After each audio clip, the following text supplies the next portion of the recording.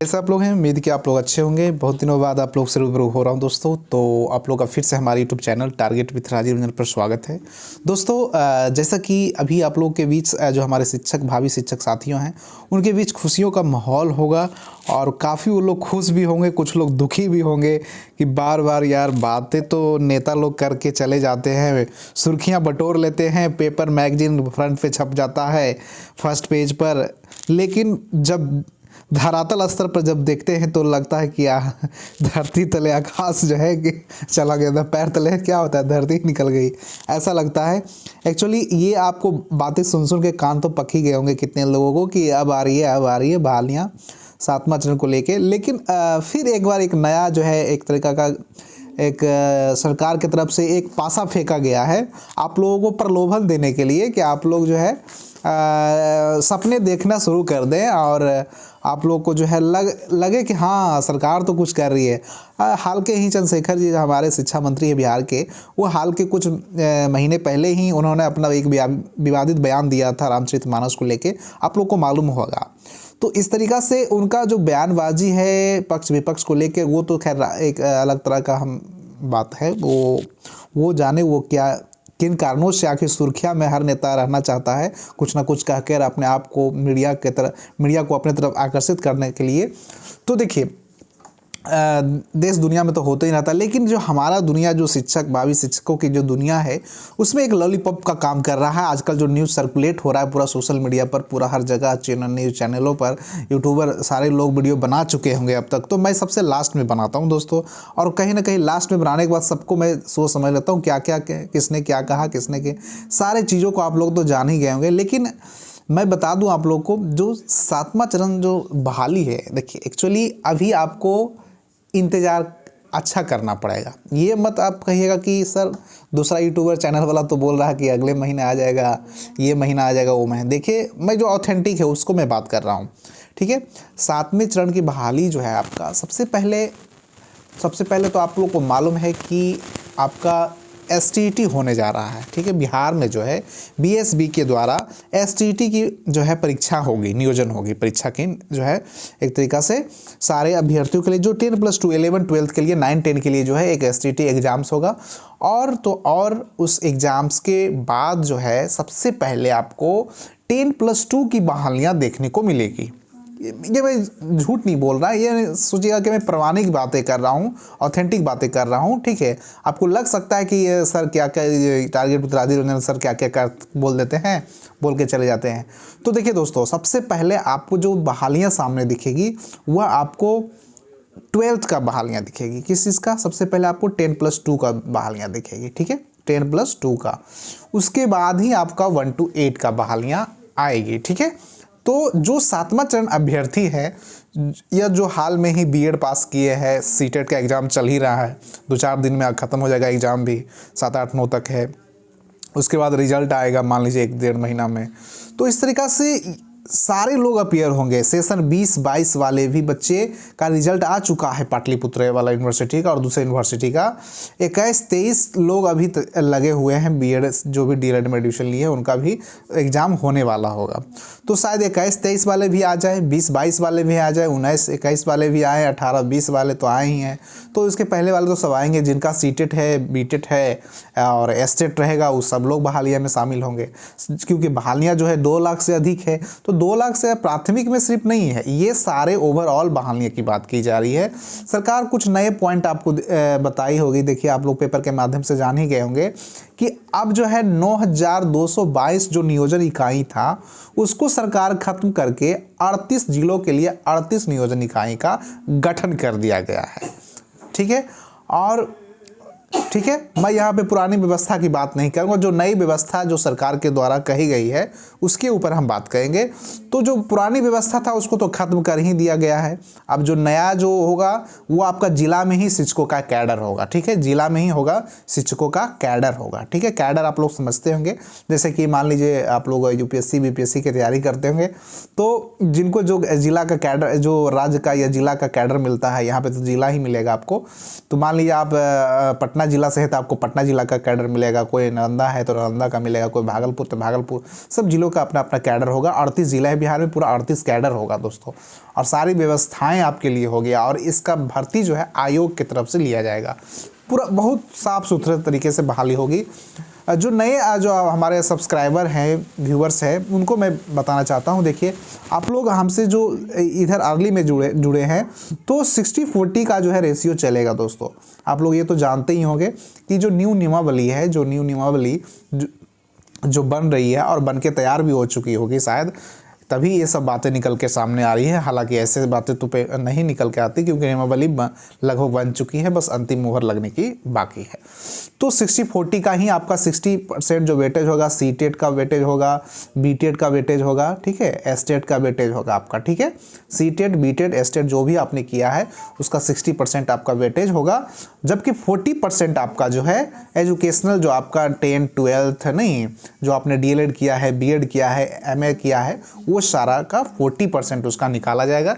इसके ऊपर मैंने वीडियो बना रखा है, आप जाइए हमारे प्लेलिस्ट में या फिर वहाँ पे वीडियो सेक्शन में जाइए, वहाँ पे देखिए हम इस पर काफ़ी अच्छे से समझाया हुआ है किस तरीक़ा से मेरिट निकलेगा। तो मेरिट के ऊपर भी मैंने बता रखा है, ठीक है। तो देखिए आखिर ये वीडियो बनाने का पर्पस मेरा क्या है, पहले ये चीज़ों को समझिए। बात है दोस्तों, क्योंकि सरकार जो है अब चाह रही है कि साफ़ सुथरे से हम बहालियाँ लाएँ, और तो और कई सारे जो प्रावधान है उसको चेंज कर इस बार जो अभ्यर्थी आएंगे 7वें चरण में, उनके लिए खासकर एक तरह का एक यूनिक आईडी, टीचर का एक ऑथेंटिफिकेशन होगा। हर एक टीचर का एक यूनिक आईडी होगा, एक यूनिक ऑथेंटिक सोर्स होगा। समझिए कि उसके सारे डॉक्यूमेंट वगैरह सारे चीज़ें को जो है जो आपका जिला में होगा, जो जिला शिक्षा कैडर बनाया जाएगा, वहीं पे आपका सारा चीज़ हो जाएगा। बस आपको सिर्फ ऑनलाइन करना है, बस आपको सारे चीज़ जो है जिस तरह से आप अप्लाई करते हैं ना, सीटेट में, जो भी स्टेट में या फिर कोई एग्ज़ाम में, बस आपको अप्लाई करना है, सारे चीज़ आपको सही देना है, और ऑनलाइन के माध्यम से ही आपका सारा चीज़, आपका अपॉइंटमेंट, सारा चीज़, मेरिट, सारा चीज़ ऑनलाइन ही हो जाएगा दोस्तों। सेंट्रलाइज तरीके से इन्होंने बात की है, एकदम पूरी पारदर्शिता के साथ होगी। ऐसा नहीं कि सिर्फ ऐसे होगी, पूरी तरीक़े से पारदर्शिता रखी जाएगी और साफ सुथरे तरीके से होगी, ठीक है। तो इस तरीक़ा से देखिए यहाँ पे इन्होंने यही बात रखा है कि नियुक्ति का पैमाना, वेटेज किस तरीक़ा से होगा, ठीक है। तो इंटरव्यू वगैरह यहाँ पे नहीं होगा, ऐसा आप लोग ना सोचिएगा कि इंटरव्यू हो सकता है आप लोगों के लिए। जो आपका मैंने बताया कि STT का जो है, आपका जो है एस्टेट बिहार में सबसे पहले आएगी, उसके बाद ही 7वां चरण आएगा। और नियमावली जो है उससे फ़र्क पड़ेगा, क्योंकि नियमावली जो नई वाली है उससे काफ़ी ज़्यादा फ़र्क पड़ेगा। जो अभ्यर्थियों का सीटेट में अच्छा मार्क्स है उनका चांस 90% ज़्यादा चांस रहेगा, क्योंकि 60% वेटेज है। तो जिनका अभ्यर्थी जो सिर्फ पास हैं तो उनका थोड़ा सा वेटेज घटेगा, ठीक है। आप समझ रहे होंगे। तो ज़्यादातर तो अभ्यर्थी जो बिहार में हैं, अगर हम इन जनरल बात करें तो 60% वाले ही सीटेट में क्वालिफाइड हैं।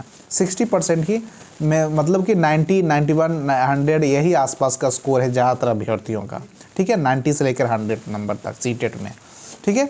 तो उसकी बात रहा वेटेज का, तो वेटेज इस बार हटा दिया जाएगा। जो बोनस अंक होता था उसको हटा दिया गया है, ठीक है। सीटेट का वेटेज बोनस अंक कुछ नहीं मिलेगा आपको। तो इस तरीक़ा से आयोग जो है वह अब रेडी है, तैयार है।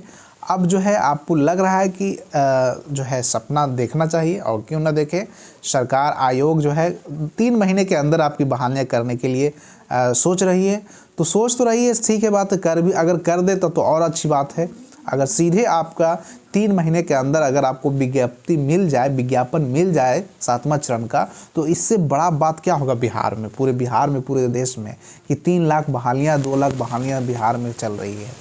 नहीं तो बड़ी मतलब एक हम लोग जानते हैं ना कि रेलवे में इतना ज़्यादा सीटें की संख्या आती है, बिहार में लाखों की सीटें नहीं, कोई ऐसा राज्य नहीं जहाँ लाखों टीचर की बहालियाँ एक बार में आई हो। वह राज्य बिहार बनेगा दोस्तों, और बना हुआ है। तो इस तरीक़ा से आप समझ रहे होंगे, ठीक है। तो बिहार पे हमें गर्व भी करना है, ऐसा नहीं। तो इन्होंने जो है चंद्रशेखर जी, जो अपना प्रोफेसर चंद्रशेखर जी है, इन्होंने ट्वीट करके ये सारी जानकारियाँ दी थी आप लोगों के लिए। अब जो है शिक्षकों की बहालियों में ये इन्होंने आज का लेटेस्ट ट्वीट किया है, उसको मैं लेकर आया हूँ। देखिए इसमें इन्होंने अपना कटिंग्स पेपर का क्लिप डाला हुआ है कि अब शिक्षकों की बहाली में सम्मिलित अभ्यर्थियों को ऑनलाइन एक ही आवेदन से हो जाएगा। देखिए एक चीज़ इन्होंने मतलब ये भले 7वां चरण कब आए ये तो बात हम नहीं अभी कहेंगे कि 2 महीने 3 महीने लग जाए, लेकिन एक चीज़ इन्होंने सत्य कहा है दोस्तों, वह है एक ही आवेदन आपको करना होगा और एक ही आवेदन के विकल्प के अनुसार उम्मीदवारी आपकी तय होगी। ठीक है, आपका जो है आपका उम्मीदवारी जो है उसी से तय होगी। तो कैबिनेट की मंजूरी मिलने के बाद विज्ञापन प्रकाशित किया जाएगा और नई व्यवस्था शिक्षा गुणवत्ता को भी बेहतर बनाएगी। ठीक है, तो ये हमारे चंद्रशेखर जी का कहना है और कहना तो है ही, सही बात है। अगर न्यू एजुकेशन पॉलिसी के तहत बहालियाँ होती है तो और अच्छी बात है ना, और तो अच्छी बात है, क्या दिक्कत है। अगर आपके अंदर आप शिक्षक बनना चाहते हैं, आप बच्चे को पढ़ा ही नहीं पाएंगे, बच्चे का आपका कॉम्बिनेशन ही नहीं आपका सही होगा, आपका कन्वर्सेशन ही नहीं सही होगा, आपका बिहेवियर ही सही नहीं होगा, सारे चीज़ों का आप बच्चे के पास क्या लेके जाइएगा। सिर्फ आपको जीवन यापन के लिए एक जॉब चाहिए, आप खुद में आप ईमानदारी बरतिएगा तभी तो आप सारे चीज़ों को कंपटीशन फेस करके, हर चीज़ों को फेस करके बच्चे के सामने जाइएगा तो कितना गर्व महसूस होगा आपको ना, आपके अंदर क्वालिटी होगा, तभी तो आप बच्चे को डिलीवर कर पाएंगे क्लास रूम में। ठीक है, तो इस तरीक़ा से चाहे इंटरव्यू हो चाहे जो भी हो, अभी तो जिस तरीक़ा से बहालियाँ पहले होती थी उसको आप भूल जाइए। एक नए चरण में एक नए तरीक़ा से सरकार के द्वारा जो है लाई जाएगी बहाली और नए तरीके से आपका जो है नियोजन, ठीक है, नियमावली के तहत मंजूरी मिलेगा और जल्द ही मिलेगा और आपको जल्द ही देखने को मिलेगा, ये कहना है प्रोफेसर चंद्रशेखर जो शिक्षा मंत्री है। तो देखिए बहालियाँ तो एकदम आनी है, इसके लिए आप टेंशन नहीं लेंगे। आप लोग कई सालों से लोग मजाक में भी ले लेते हैं बातों को, बहुत सारे अभ्यर्थी भी करेंगे सर 3 साल से तो यही सुन रहे हैं, साल से। देखिए सुन तो आप लोग रहे ही हैं, सब लोग सुन रहे हैं, सब लोग जान रहे हैं, लेकिन सारे चीज़ों को कभी कभी कुछ बातें जो होती है वह सरकार के मुंह से सच भी निकल जाता है। भले आपको लग रहा हो कि झूठ है, लेकिन कुछ बातें जो है वह सच हो जाती है और वह सच आपके जब सामने जब आ जाएगा ना तो आपको मुंह बंद हो जाएगा। ठीक है, बहुत लोग ऐसे कई अभ्यर्थी हैं, दोस्त हमारे मित्र हैं, वह सब कहते हैं अरे ये तो झूठा बात है, ये है वो है, तो चलते रहता है। ठीक है, तो ऐसा नहीं है दोस्तों। जो अब जो है नियोजन जो है नियमावली बस बने ही है और जो बदलेगी और बदलने के बाद जो रिक्तियां हैं, रिक्तियों की अगर एक बार देख लें तो लगभग माध्यमिक स्कूलों में भी हज़ारों की बहालियां हैं, नहीं लगभग 44,193 जो 9-10 की बात हम कर रहे हैं। 9-10 में आपको जो क्लास 9-10 के अब टीचर बनना चाहते हैं उनके लिए लगभग 44,193 सीटों खाली है। अगर हम बात करें 10+2 की बात करें, मतलब 11-12 की बात करें तो 11-12 में लगभग 89,734 सीटें खाली है। जबकि प्राथमिक स्तर पर हम बात करें तो आपका 1 to 8 में 60,000 सीटें खाली है। तो इस तरीक़ा से फिजिकल एजुकेशन की बात करें तो 6,000, कंप्यूटर या लेबोरेटरी जो आपका लेबोरेटरी टीचर होते हैं या कंप्यूटर टीचर उनकी 5,000 सीटें हैं। तो इतना सीटें हैं, काफ़ी ज़्यादा सीटें हैं। आप मानिए इस चीज़ों को कि सीटें की संख्या कम नहीं है और यह जो है समझ रहिए कि लगभग 2 लाख के आसपास है आपका। इनमें उर्दू शिक्षकों की संख्या भी अतिरिक्त है। ठीक है, तो उर्दू टीचर वाले जो अभ्यर्थी हैं वो भी घबराए नहीं कि सर उर्दू टीचर के नहीं बारे में बताएं, तो उर्दू वाले भी आएंगे और उर्दू वाले का भी बहाली होगा। सारे अभ्यर्थी जो भी इंतज़ार में हैं 1 माह के अंदर इन्होंने कहा है, तो 1 माह नहीं हम 3 माह ही मान के चलते हैं दोस्तों। हम इसको 1 महीने नहीं, हम इसको 3 महीने मान के चलते हैं, 3 मंथ। तो 3 मंथ के अंदर जो आपका बहाली जो है देखने को मिल जाएगा। मान लीजिए अभी फरवरी है, मार्च अप्रैल मई तक आपकी बहालियाँ सामने हो गई। ठीक है, मई जून तक आपको देखने को मिल जाएगी। चलिए, तो इस तरीक़ा से आप समझ गए होंगे। आई होप आप लोग अच्छे से जाने होंगे कि क्या कुछ 7वां चरण की बहालियों में चेंजिंग होगा और होने जा रही है और कब तक बहालियाँ आएगी और 2.5 लाख लगभग 2.25 लाख वैकेंसियाँ देखने को मिलेगी आपको आसपास। 2.5 लाख भी बढ़ सकती है सीटें की संख्या। तो चलिए फिर मिलते हैं हम लोग कुछ नए इन्फॉर्मेशन साथ। हमारे अगर चैनल पर आप लोग नए हैं तो लाइक शेयर सब्सक्राइब जरूर करके जाए दोस्तों। जय हिंद।